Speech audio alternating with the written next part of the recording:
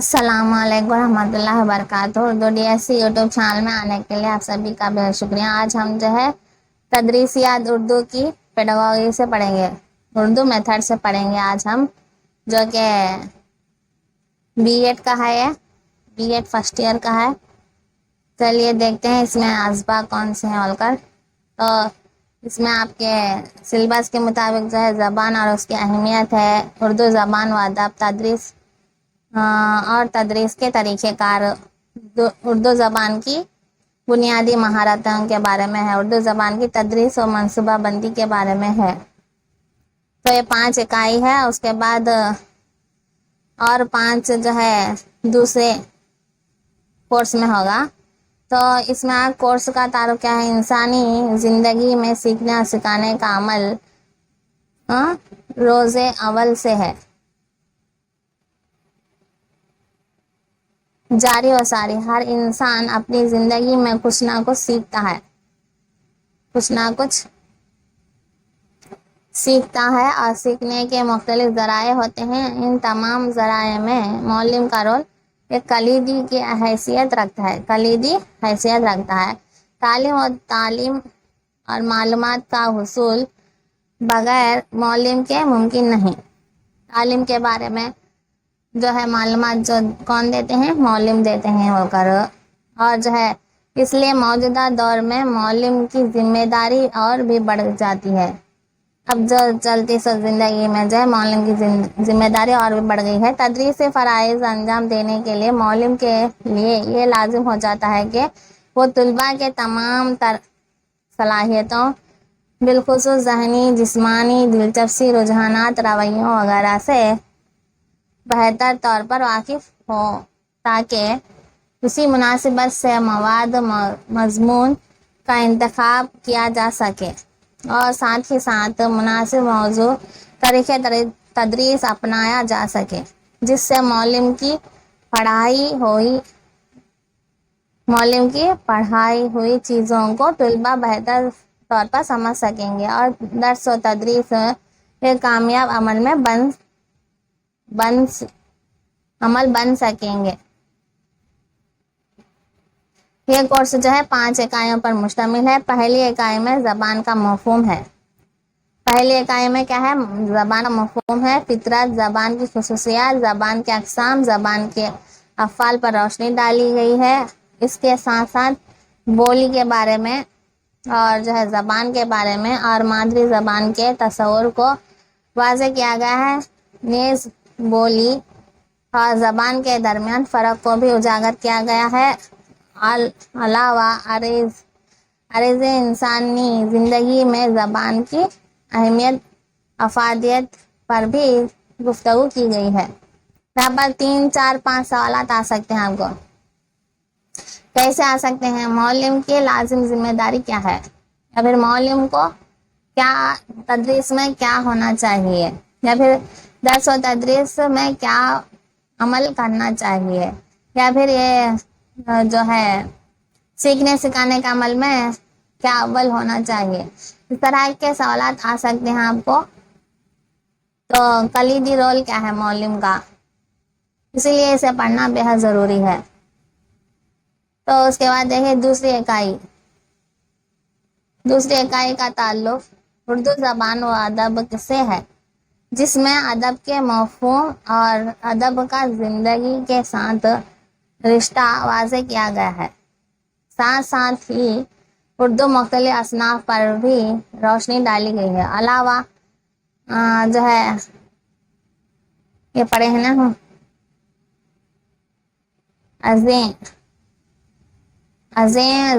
उर्दू ज़बान के आगाज़ और इर्तिक़ा के मुख्तलिफ नज़रियात भी शामिल किए गए हैं और हिंदुस्तानी आइन में उर्दू ज़बान के मक़ाम व मर्तबा का ताउन भी किया गया है। तीसरी इकाई में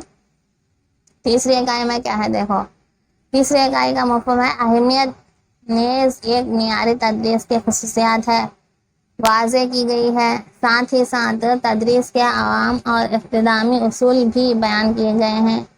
आखिर में तदरीस के मुख्तलिफ तरीक़ों पर जो है सैर हासिल गुफ्तगू की गई है। चौथी इकाई में क्या दिया गया है? चौथी इकाई में उर्दू ज़बान की बुनियादी महारतों की तदरीस पर तफसीली रोशनी डाली गई है, जिनमें सुनना, बोलना, पढ़ना, लिखना सिखाने के तदरीसी तरीके और इन तमाम महारतों को फ़रोग देने की मुख्तलिफ सरगर्मियाँ शामिल हैं। और आखिरी इकाई जो है 5वीं इकाई, इसका ताल्लुक क्या है, उर्दू ज़बान की तर्ज व मंसूबा बंदी से है। इस इकाई में उर्दू ज़बान की तदरीस के आम व ख़ास मकासद बयान किए गए हैं। उसके अलावा सानवी सतह पर तदरीस उर्दू नसर, नज़म, क़वाइद के मकासद वाज़ेह किए गए हैं।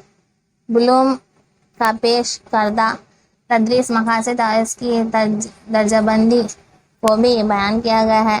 और आखिर में मंसूबा सबक और फ़र्द तदरीस के तस्वुर को वाज़ेह किया गया है। अलगर्ज़ इस कोर्स में उर्दू ज़बान की तदरीस के वो तमाम तर लाज़मात को शामिल निसाब रखा गया है, जिनके मालूमात एक उर्दू मौलिन के लिए अज़हद ज़रूरी है। ये जानना बहुत ज़रूरी था, इसीलिए जो है इसको बोली हूँ मैं। तो पहली इकाई में कौन से आते हैं, दूसरी इकाई में क्या आता है, तीसरी इकाई में, चौथी इकाई में, 5वीं इकाई में। आपको सवालात इस तरह से भी आ सकते हैं, वो कौन सी इकाई है जो कि उर्दू ज़बान की तदरीस के आम व ख़ास मकासद को बयान किया गया है होलकर। तो आप क्या जवाब देंगे, 5वीं इकाई। और जो है सानवी सतह पर तदरीस उर्दू नसर कहाँ पर लिखा गया है, मकासद क्या है, वो कर पूछ सकते हैं, जिसमें नसर का, नज़म का, क़वाइद का जो है जिक्र किया गया होगा लिखना है। तो चलिए पहले देखते हैं। पहली इकाई में ज़बान और ज़बान की अहमियत है, तमहीद है, मकासद है, ज़बान का मफ़हूम है, और जो है ज़बान की फितरत है, ज़बान की खुसूसियात है, ज़बान की अक़साम है। पहले ज़बान की अक़साम को देख लेते हैं, ये इसके बाद जो है ये देखेंगे, यानी कि तमहीद क्या है भी मालूम कर लेंगे, तमहीद इंट्रोडक्शन। उसके बाद माफिल ज़मीर के इजहार है, ज़बान की अफ़ाल है, बोली के बारे में है, ज़बान है, मादरी ज़बान है, बोली और ज़बान के दरमियान फ़र्क है, इंसानी ज़िंदगी में ज़बान की अहमियत याद रखने के नुकात है, अपनी मालूमात की जांच है। तमहीद क्या है, हमारी ज़िंदगी में ज़बान की बहुत सी ज़्यादा, हमारी ज़िंदगी में ज़बान की बहुत ही ज़्यादा अहमियत है। ज़बान की क्या है हमारी ज़िंदगी में अहमियत ज़्यादा है। हम अपने जज्बात और ख़यालात का इज़हार ज़बान के ज़रिए करते हैं, और बल्कि इसकी तरसील समझते हैं ना, तरसील का काम भी ज़बान के ज़रिए किया जाता है। क़दीम ज़माने में इल्म को आम लोगों तक पहुँचाने का वाहिद ज़रिया ज़बान है। क़दीम ज़माने में तो तमहीद क्या है, हमारी ज़िंदगी में ज़बान की बहुत ही अहमियत, हमारी ज़िंदगी में ज़बान की बहुत ही ज़्यादा अहमियत है। हम अपने जज्बात और ख़यालात का इज़हार ज़बान के ज़रिए करते हैं, बल्कि इसकी तरसील का काम भी ज़बान के ज़रिए किया जाता है। तो तरसील समझते हैं ना, किया जाता है। क़दीम ज़माने में जो है इल्म को आम लोगों तक पहुँचाने का एक वाहिद ज़रिया क्या था, ज़बान था। क्वेश्चन आ सकता है आपको, क़दीम ज़माने में जो है इल्म को आम लोगों तक पहुँचाने का ज़रिया कौन सा है बोलकर, तो आपका आंसर होगा वाहिद ज़रिया कौन सा है, तो उसका आंसर होगा ज़बान। तो और आज भी ज़बान के ज़रिए इल्म को आम लोगों तक पहुंचाने में मदद मिलती है, और आने वाली नस्लों को भी जो है इस ज़बान से फ़ायदा हासिल होता रहेगा। ज़बान का इस्तेमाल बातचीत, अदब, नसर, निगारी और शायरी में होता है। ज़बान का क्या है इस्तेमाल कहाँ पर होता है, बातचीत में होता है, अदब पर होता है, अदब, नसर, निगारी और शायरी में होता है, जो इंसानी ज़िंदगी की तहज़ीबी क़दरों की तर्जुमानी और तहफ़्फ़ुज़ करती है, जो हिफाजत करती है। इसके अलावा तहज़ीब और सक़ाफ़त, उलूम और फ़नून को एक नस्ल से दूसरी नस्ल तक मुंतकिल करने में भी ज़बान क्या है बहुत ही अहम रोल अदा करती है। एक नस्ल से दूसरे नस्ल तक पहुंचाना भी एक ज़बान ही اہم رول ادا کرتی ہے۔ انسانی زندگی میں زبان کی اہمیت سے کسی فرد کو انکار نہیں ہو سکتا۔ تو اب جو ہے انسانی زندگی میں زبان کی اہمیت سے کسی بھی فرد کو کیا ہوتا ہے، انکار نہیں۔ اور ذرا آپ سوچیں کہ اگر زبان نہ ہوتی تو کیا ہوتا؟ کیا انسان اپنی باتوں کو ایک دوسرے سے کہہ پاتا؟ بالکل نہیں۔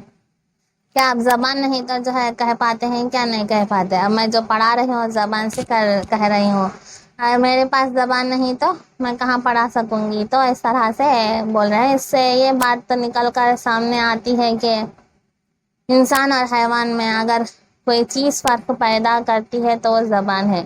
زبان کا استعمال عام لوگ بات چیت، دکھ سکھ، خوشی و غم کے اظہار و ترسیل میں کرتے ہیں، جبکہ صاحب علم کا استعمال جو ہے، اس کا استعمال ادب، شاعری، نثر نگاری، تجزیہ اور غور و فکر کے لیے استعمال کرتے ہیں۔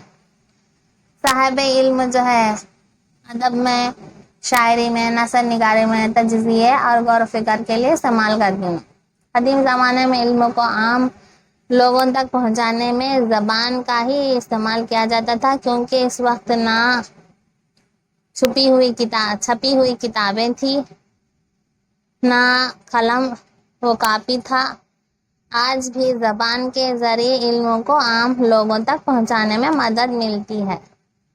زبان انسانی زندگی کی تہذیبی قدروں کی ترجمانی کرتی ہے، تحفظ بھی اس کے علاوہ تہذیب و ثقافت کی تحصیل میں مدد کرتی ہے۔ علوم و فنون، تہذیب و ثقافت کو ایک نسل سے دوسری نسل تک منتقل کرنے میں بھی زبان کا بہت ہی اہم رول ہوتا ہے۔ زبان انسانی شعور کو نکھار بخشتی ہے اور اس کی شخصیت کو اعلیٰ بناتی ہے۔ اب چلیے زبان کا مفہوم دیکھیے۔ زبان بولیوں کے مجموعے کا نام ہے۔ اللہ تعالیٰ نے انسان کو دوسری مخلوقات سے صرف جو ہے زبان کی وجہ سے امتیاز بخشا ہے۔ زبان ہماری زندگی میں زبان بولیوں کے مجموعے کا نام ہے۔ بولیوں کے مجموعے کا نام کیا ہے؟ اگر کوشچن آئے گا تو بولیوں کے مجموعے کا نام کیا ہے؟ زبان ہے۔ اللہ تعالیٰ نے انسان کو دوسری مخلوقات سے صرف زبان کی وجہ سے امتیاز بخشا ہے۔ زبان ہماری زندگی میں بہت ہی اہم رول ادا کرتی ہے، اس لیے اس کی اہمیت زمانہ قدیم سے مانا گیا ہے، کیونکہ انسان زبان کی وجہ سے بات چیت کے ذریعے اپنے احساسات، جذبات، خیالات، محفل ضمیر کو بہتر طریقے سے ادا کر سکتا ہے۔ اس لیے ہم کہہ سکتے ہیں کہ بات چیت کرنے اور اپنے خیالات، احساسات، جذبات، تجربات کو لفظوں کے سانچے میں ڈھال کر بولنے کے طریقے کو زبان کہتے ہیں۔ زبان کی پیدائش کے متعلق مختلف نظریات پیش کیے گئے ہیں۔ زبان کی پیدائش کے متعلق جو ہے بہت سے نظریات جو کہ پیش کیے گئے۔ سب سے پہلے ہے کہ ڈاکٹر محمود قادری زور اس کی مزید تفصیل کچھ یوں بیان کی جاتی ہے۔ زبان کی واضح تعریف ان الفاظ میں کی جا سکتی ہے کہ زبان انسانی خیالات اور احساسات کی پیدا کی ہوئی ان تمام عضوی اور جسمانی حرکتوں اور اشاروں کا نام ہے۔ عضوی اور جسمانی حرکتوں کا اشاروں کا نام ہے، جس میں زیادہ تر قوت گوئی شامل ہے اور جن کو ایک دوسرا انسان سمجھ سکتا ہے اور جس وقت چاہے اپنے ارادے سے دہرا سکتا ہے۔ زبان کی ماہیت، آغاز و تشکیل۔ سید احتشام حسین نے کیا کہا ہے؟ ہندوستانی لسانیات کا خاکہ میں لکھا ہے۔ ہندوستانی لسانیات کے خاکے میں لکھا ہے۔ یہ بتانا تو بہت مشکل ہے کہ زبان کسے کہتے ہیں، لیکن کچھ سمجھنے کے لیے یہ کہا جا سکتا ہے زبان آوازوں کی ایک ایسے مجموعے کا نام ہے جسے انسان اپنے خیال دوسروں پر ظاہر کرنے کے لیے ارادتاً نکالتا ہے. دوسروں کے واسطے جو ہے انسان کیا کرتا ہے، اپنی بات کو رکھنے کے واسطے، اظہار کرنے کے واسطے ارادتاً نکالتا ہے بول کر سید احتشام حسین نے پیش کیا ہے یہ نظریہ. محمد الدین قادری نے وہ پیش کیا اور سید احتشام حسین نے یہ پیش کیا. اس کے بعد پروفیسر گوپی چند نارنگ نے زبان کو آوازوں کا، لفظوں کا مجموعہ کہا ہے. کیا کہا ہے انہوں نے؟ زبان کو آوازوں کا، لفظوں کا مجموعہ. کس نے کہا ہے بول کر دیے تو پروفیسر گوپی چند نارنگ نے کہا ہے. ان کے نزدیک ان کے نزدیک کیا ہے؟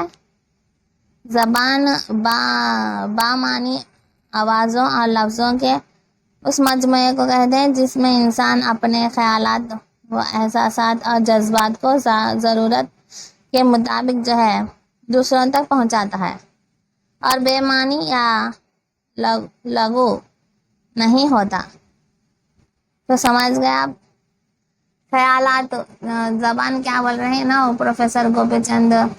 بامانی آوازوں اور لفظوں کا مجموعہ ہے بول رہے ہیں پہلے تو.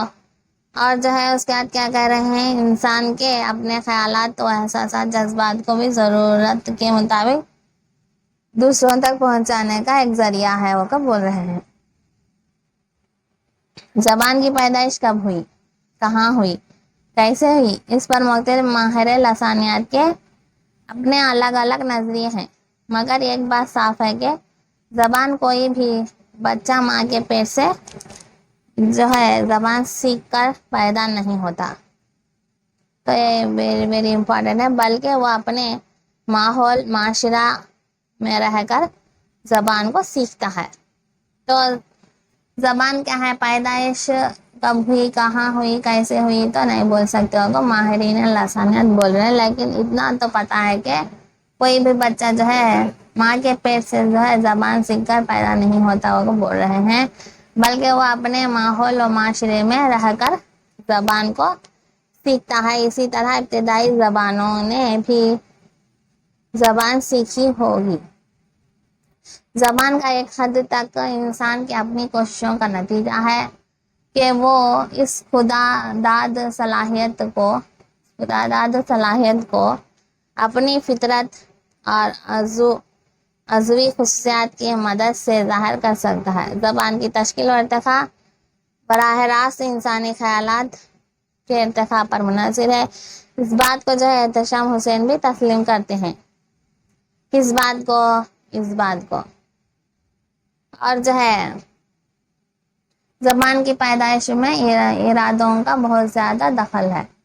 دنیا کی موجودہ زبانوں میں ایسی کوئی بھی زبان نہیں جس کی پیدائش ایک نسل کے بطن سے ہوئی ہو یا وہ کسی ایک قوم کی خود میں پلی بڑی ہو، بلکہ زبان کی ارتقاء رفتہ رفتہ صدیوں میں ہوئی ہے. کوئی بھی زبان صرف ایک قوم کے گہوارہ و تمدن میں پرورش بھی نہیں پاتی ہے، بلکہ کئی قومیں مل کر جو ہے اس کی پرورش و پرداخت کرتی ہے. ہر زبان کے جاننے والوں میں سے ایسے لوگ گزرے ہیں جنہوں نے زبان کا مطالعہ کیا اور قومی و مذہبی جذبات کو انجام کیے. کوئی بھی زبان جو ہے اس وقت تک زندہ رہتی ہے جب تک کہ اس کے اندر تبدیلیاں رونما ہوتی ہیں. اب دیکھیے بولی اور زبان کے درمیان فرق دیکھیے. وہ یہ سب جو ہے نا کو ضرورت نہیں. بولی میں اور زبان کے درمیان کے بارے میں فرق دیکھیں. مختلف ماہرین نفسیات کے نظریے رکھتے ہیں کہ مگر ابھی تک کوئی بھی ماہر لسانیات بولی اور زبان کے درمیان واضح اور مفصل فرق نہیں بتا پایا. تو بولی میں کیا فرق ہے اور زبان میں کیا فرق ہے بول کر اب تک جو ہے کوئی بھی لسانیات جو ہے نہیں بول پائے ہیں وہ کر بول رہے ہیں. گیان چند نے اپنی کتاب، گیان چند کی جو کتاب ہے اس کا نام کیا ہے؟ لسانی مطالعہ، اس کا نام کیا ہے؟ لسانی مطالعہ میں اس پر تفصیل سے بحث کی ہے۔ گیان چند جین نے اپنی کتاب لسانی مطالعہ میں اس پر تفصیل سے بحث کی ہے۔ بولی ہی ترقی کر کے، بولی کو کیا بول رہے ہیں نا، بولی ہی ترقی کر کے زبان کی تشکیل اختیار کرتی ہے۔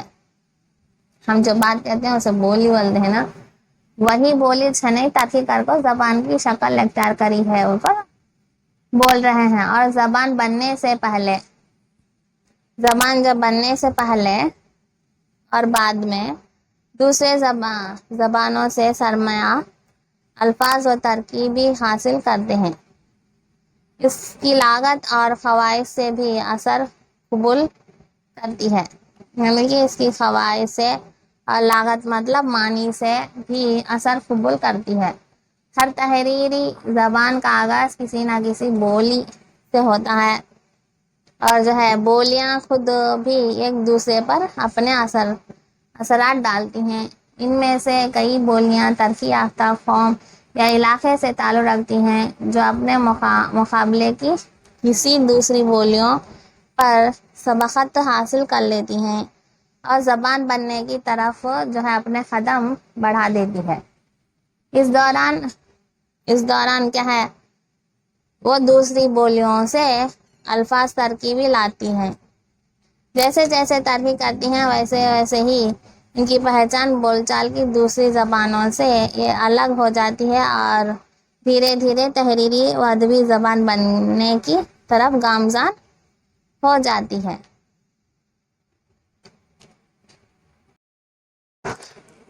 تو اب دیکھیں ماہر لسانیات کے نظر میں، جو ماہر لسانیات کے نظر میں زبان سے مراد آوازیں ہیں جو منہ سے ادا کی جاتی ہیں اور سنائی دی جاتی ہیں۔ زبان کے ذریعے انسان اپنے خیالات، جذبات و احساسات کا اظہار سماج میں کرتا ہے۔ ہنری سویٹ تکلیمی آوازوں کے ذریعے جو ہے خیالات کے اظہار کرنے کو زبان کہتے ہیں ہو کر بولے ہیں۔ اور ایک دوسرے ماہر لسانیات کا ماننا ہے کہ زبان ملفوظ آوازوں کی وہ علامتیں ہیں جن کے ذریعے ایک انسان دوسرے انسان پر اپنی خواہشات، خیالات کو ظاہر کرتا ہے۔ زبان کے ذریعے انسان ایک دوسرے سے کلام کرتا ہے۔ انسان جب سماج میں رہتا ہے اور اس کے لیے اس کو سماجی حیوان کہا جاتا ہے۔ سماج میں رہتا ہے اس لیے سماجی حیوان کہا جاتا ہے۔ زبان سماجی زندگی میں خیالات کے اظہار و ترسیل کا بہترین ذریعہ ہے، اور یہی ضرورتیں زبان کو بھی پیدا کرتی ہیں۔ دنیا کے ہر خطے میں کوئی نہ کوئی زبان پروان چڑھتی ہے، اور کیونکہ انسان کی سماجی و معاشی ضروریات کو پورا کرنے کے لیے زبان کا سہارا ضروری ہے۔ پروفیسر انعام اللہ خان شیروانی فرماتے ہیں، ان کا نام کیا ہے؟ پروفیسر انعام اللہ خان شیروانی فرماتے ہیں، زبان صرف انسان کے خیالات کے اظہار کا اہم اور مرکزی ذریعہ ہی نہیں بلکہ ایک نسل سے دوسری نسل کی تہذیب کی ترسیل کے لیے بھی لازمی اور ضروری ہے۔ کیا ہے؟ صرف جو ہے انسان کے خیالات کا ذریعہ نہیں بلکہ نسل کی تہذیب کی ترسیل بھی اس میں لازم ہے ہو کر بول رہے ہیں وہ کون؟ پروفیسر انعام اللہ خان شیروانی۔ دنیا کی کوئی بھی زبان جو ہے اچانک وجود میں نہیں آتی، کون سی بھی زبان لو وجود میں نہیں آتی بول رہے ہیں، بلکہ یہ ایک مرحلوں اور تہذیبی عمل کا نتیجہ ہوتی ہے۔ اس کے ذریعے انسان کے شعور کی تربیت ہوتی ہے اور تہذیب پروان چڑھتی ہے۔ انسان جو غور و فکر کرتا ہے اس کے لیے اظہار کے لیے زبان ہی سہارا لیتا ہے۔ زبان سیکھنا ایک اکتسابی عمل ہے جو انسان سماج میں رہ کر کرتا ہے۔ فرد کی نشو و نما کے ساتھ ساتھ زبان کا سیکھنا بھی جاری رہتا ہے، اسی سماجی ماحول میں ملتا ہے۔ زبان کی تعلیم انسان کے نقطہ نظر اور شخصیت میں وسعت پیدا کرتی ہے. دیکھیے ہنری سوئم کے خیال میں آوازوں کے ذریعے مفہوم کا ہر اظہار جو ہے لازمی طور پر زبان نہیں کہلا سکتا. زبان لفظ نہیں بلکہ جملہ ہے. زبان جو ہے لفظ نہیں بلکہ جملہ ہے. کون بولے؟ ہنری سوئم نے.